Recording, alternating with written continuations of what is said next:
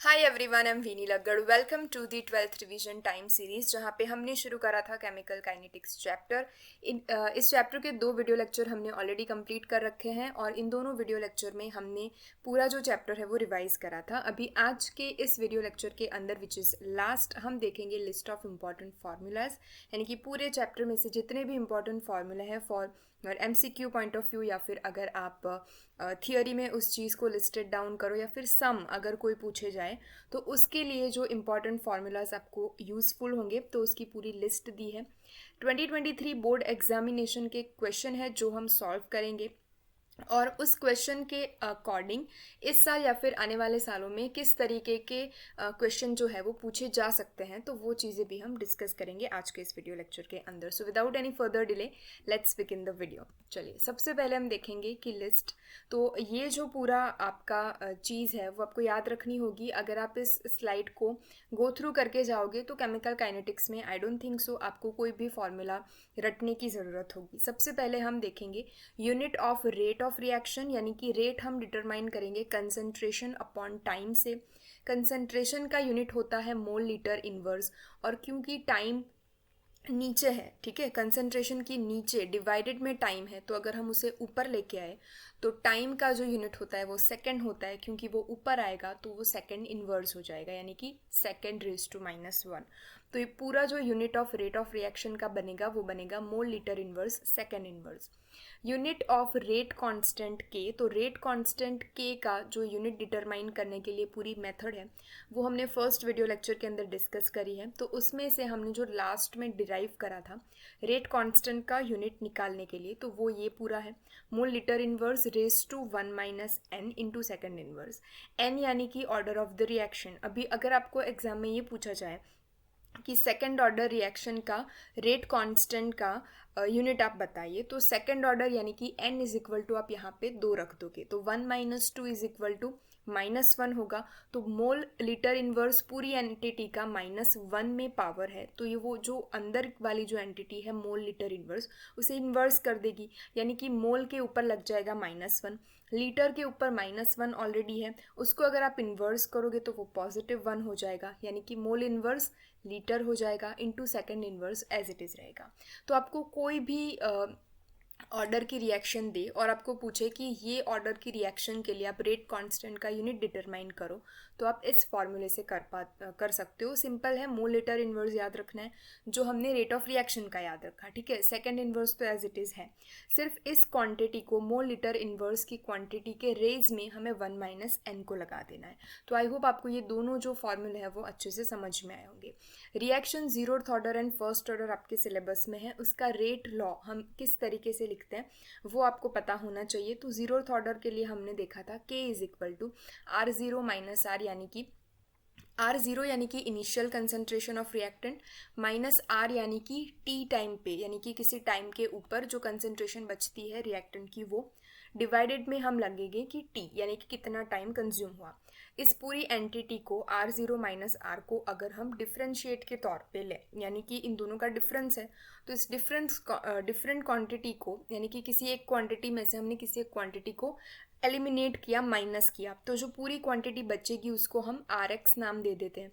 इस पूरी क्वांटिटी को R0 - R को, तो क्या होगा RX divided by T as it is.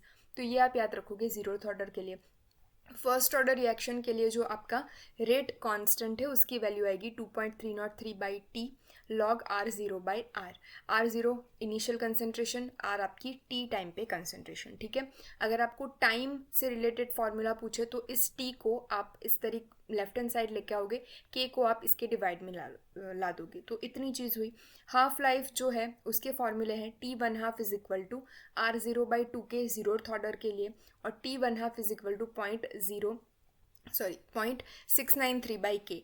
तो K जो है वो डिटरमाइन करोगे आप इस फॉर्मूले से, और T1/2 हाफ लाइफ जो है इन दो जीरोथ ऑर्डर और फर्स्ट ऑर्डर के लिए जो हमने थियोरी में देखा था पूरा डिराइव करके, तो वहीं से हम निकल के लाते हैं R0/2K for zeroth order, first order के लिए 0.693/K, ठीक है। सिंपल सी चीज़ें। आर्हेनियस इक्वेशन हमने देखा था K is equal to AE⁻ जहाँ पे E यानी कि एक्टिवेशन एनर्जी है। किसी भी मोलिक्यूल के पास थ्रेशोल्ड एनर्जी अगर होगी इतने अमाउंट में एनर्जी होगी तभी दो रिएक्टेंट मोलिक्यूल एक दूसरे के साथ रिएक्ट कर पाएंगे। तो जब भी रिएक्ट करते हैं तो रिएक्ट करवाने के लिए जो थ्रेशोल्ड एनर्जी हमें रिक्वायर होती है मोलिक्यूल के अंदर, उस एनर्जी को बोलेंगे हम एक्टिवेशन एनर्जी ई। और अगर आपको दो इक्वेशन दिए गए हो, यानी कि दो रिएक्शन दी गई हो जिसका एक का रेट कांस्टेंट K1 हो, दूसरे का रेट कांस्टेंट K2 हो, और यहाँ पे आपका जो टेम्परेचर है वो भी एक T1 टेम्परेचर दिया गया, T2 टेम्परेचर दिया गया, तो आप इस फॉर्मूले को यूज़ करोगे। बेसिकली आपको ये काउंट करने का बोलते हैं एग्जामिनेशन में कि एक्टिवेशन एनर्जी काउंट करके दीजिए, ठीक है। तो ये थी आपका लिस्ट ऑफ फार्मूलाज। यहाँ से आप जो है रेट लॉ में से आप स्लोप की वैल्यू निकाल सकते हो। जीरोथ ऑर्डर रिएक्शन के लिए जो स्लोप की वैल्यू होती है वो -k होती है, और फर्स्ट ऑर्डर रिएक्शन के लिए 2.303 डिवाइडेड बाई k। तो ये वाली जो वैल्यू होती है वो स्लोप की होती है, बहुत जनरल है, जो आप पूरी थियोरी अगर पढ़ोगे आपको जनरली याद हो जाती है। तो इतने जो कॉमन इक्वेशन है, जो इंपॉर्टेंट फार्मूलाज है, वो आपको याद करके जाने हैं। नेक्स्ट मूव करेंगे क्वेश्चन की और। Time taken to complete zeroth order reaction is. Zeroth order reaction के लिए कितना टाइम कंज्यूम होगा? तो यहाँ पे हमने देखा कि Rx/T, ठीक है। तो अगर टाइम हमें निकालना हो तो टाइम को हम लेके जाएंगे k की प्लेस पे, और k को हम लेके आएंगे t की प्लेस पे, तो Rx/k होगा, ठीक है। तो यहाँ पे x की जगह यहाँ पे उन लोगों ने R0 मेंशन करा है, तो हम R0 डिवाइडेड बाई k, तो C would be the correct option. Future में किस तरीके का क्वेश्चन पूछा जा सकता है? तो फॉर जीरोथ ऑर्डर रिएक्शन यहाँ पे जो k है हमारे पास वो R0/T है, हमें t पूछा गया है, तो t को हमने लेफ्ट हैंड साइड लेके आए और के को यहाँ पे नीचे की ओर लेके आए, तो ये आपका आंसर हो गया। फ्यूचर में किस तरीके का आपको क्वेश्चन पूछा जा सकता है? तो फर्स्ट ऑर्डर रिएक्शन के लिए पूछा जा सकता है। अभी फर्स्ट ऑर्डर रिएक्शन के लिए हमें पता है कि k = 2.303/T log R0/R। तो t को अगर आप इज इक्वल टू के लेफ्ट हैंड साइड लेके आओ तो 2.303/k log R0/R जो होगा वो टाइम टेकन होगा, ठीक है। एज इट इज़ ये जो फॉर्मूले है वो पूछे जा सकते हैं, थोड़ा सा ऊपर नीचे करके पूछना चाहे तो वो फर्स्ट ऑर्डर रिएक्शन के लिए पूछ सकते हैं। चलिए नेक्स्ट देखेंगे, what will be the unit of the rate constant for the following reaction. जैसे हमने देखा था कि इथाइल फॉर्मेट, इथाइल एसीटेट था आई थिंक, या फिर इथाइल फॉर्मेट था, उसका हाइड्रोलिसिस करवाया था। तो हाइड्रोलिसिस करने पर जो आपका वाटर मोलिक्यूल थी उसकी जो क्वांटिटी थी वो बहुत ही लार्ज अमाउंट में थी। तो वाटर मोलिक्यूल की जो कंसंट्रेशन है उसको हम अल्टर नहीं कर सकते, and that is why rate reaction के अंदर, यानी कि रेट लॉ में हम जो वाटर मोलिक्यूल की कंसंट्रेशन को काउंट नहीं करते हैं। इसी वजह से इथिलीन को अगर हम H2 के साथ रिएक्ट करवाएंगे तो C2H6 बनेगा आपका, यानी कि इथेन बनेगा।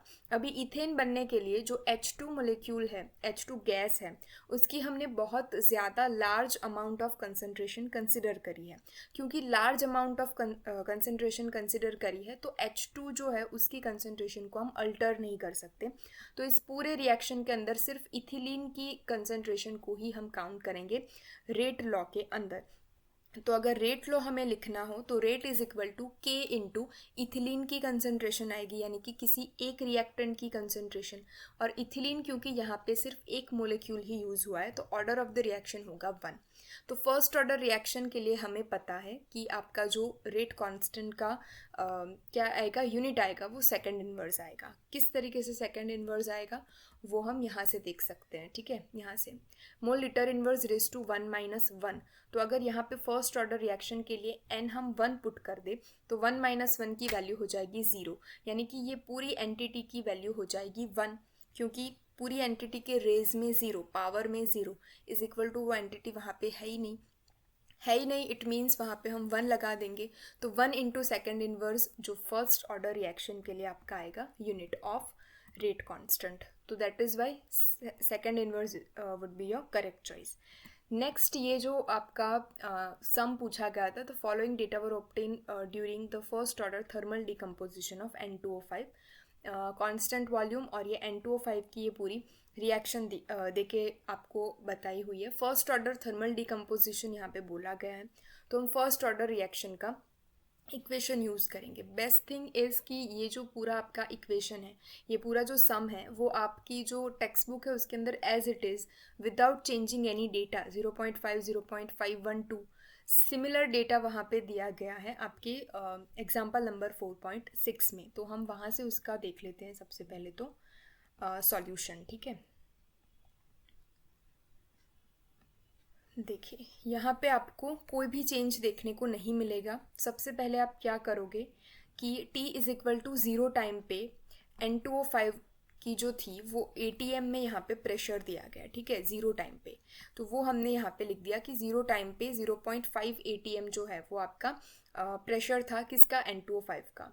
तो 0 टाइम पे N2O4 जो है यानी कि प्रोडक्ट जो है वो तो फॉर्म हुई नहीं है, उसके ऊपर कोई प्रेशर नहीं है, तो 0 ATM, और O2 के ऊपर भी 0 ATM। ठीक है, अभी क्या होगा कि 2 मोलिक्यूल जो है वो हमारे N2O4 बन रहे हैं। तो 2 मोलिक्यूल जब बनेंगे तो प्रोडक्ट का जो प्रेशर होगा 2x, तो वो हम लिखेंगे यहाँ पे प्रोडक्ट के नीचे, और एक मोलिक्यूल बन रहा है O2, तो हम यहाँ पे इसको x लिखेंगे। ठीक है, तो प्रोडक्ट मोलिक्यूल के जो प्रेशर है 2x, उसे हम इनिशियल में से माइनस कर देंगे 0.5 माइनस 2x, कितने टाइम पे, t टाइम पे। ठीक है, अभी हमें पता है कि p टोटल क्या होगा, total pressure is equal to reactant का प्रेशर प्लस जितने भी आपके बनेंगे प्रोडक्ट उसका प्रेशर, उन सभी को हम कर देंगे प्लस। तो यहाँ पे P N2O5 हमें मिला यहाँ पे t टाइम पे 0.5 माइनस 2x, तो वो यहाँ पे लिख के दिखा है। ये जो 2x है वो आपका प्रोडक्ट का है, x जो है वो आपका O2 का है। ठीक है, तो PT इज इक्वल टू, ये पूरा इक्वेशन जब आप कैलकुलेट करोगे तो x की वैल्यू आपको यहाँ पे मिल जाएगी PT माइनस 0.5। ठीक है, अभी प्रेशर हमारे पास कितना है, 0.5 माइनस 2x है किसका, N2O5 का। तो x की वैल्यू अब हम इस इक्वेशन में रख सकते हैं, तो रखेंगे तो हमें t टाइम के ऊपर हमें जो है वो PT मिल जाएगा 0.512 जो ऑलरेडी दिया रहेगा, लेकिन प्रेशर ऑफ N2O5 जब हम x की वैल्यू रखते हैं PT माइनस 0.5 यहाँ पे, तो हमें इस तरीके का इक्वेशन देखने को मिलेगा जब आप उसको सॉल्व करोगे। 1.5 माइनस 2 टाइम्स ऑफ PT। ठीक है, T यानी कि टोटल हुआ, तो P2O5 का प्रेशर जो है वो टोटल इस तरीके से काउंट करेंगे, और T is equal to 100 second पे आपको टोटल जो प्रेशर है वो यहाँ पे दिया गया है। तो अगर इस टोटल प्रेशर को हम इस इक्वेशन में रख दें यहाँ पे 2 इंटू टोटल प्रेशर, ठीक है, तो यहाँ पे रख दिया, तो P2O5 का जो प्रेशर है वो हमें मिल गया 0.476 ATM। अभी हम यूज़ करेंगे इक्वेशन फर्स्ट ऑर्डर रिएक्शन के लिए 2.303/T log initial pressure upon PA। तो 100 सेकेंड जो है वो हमने यहाँ पे टाइम लिखा हुआ है 2.303 लॉग 0.5 ATM जो इनिशियल था, और अब P2O5 की हमारा प्रेशर कौन सा हमें मिला, 0.476 मिला। तो इस पूरी चीज़ को अगर आप सॉल्व करोगे तो 4.98 इंटू 10⁻⁻⁴ सेकेंड इनवर्स आपको क्या मिलेगा, आंसर मिलेगा। बहुत ही सिंपल सी चीज़ है जो आपको ध्यान में रखनी थी। इसके अलावा कौन सा क्वेश्चन पूछा जा सकता है, तो यहाँ पे डेटा चेंज करके पूछा जा सकता है। यहाँ पे 100 सेकेंड को कम करके 60 या फिर बढ़ा के 160 150 कोई भी सेकेंड आपको दिया जा सकता है। ठीक है, यहाँ पे आपको जो है वो फर्स्ट ऑर्डर थर्मल डिकम्पोजिशन को पूछा गया था। तो इतनी चीज़ें थी आपकी क्वेश्चन के रिगार्डिंग। तो आई होप आपको ये जो सारे क्वेश्चन थे वो समझ में आए होंगे और क्लियर हुई होगी आपकी डाउट अगर कोई हो तो।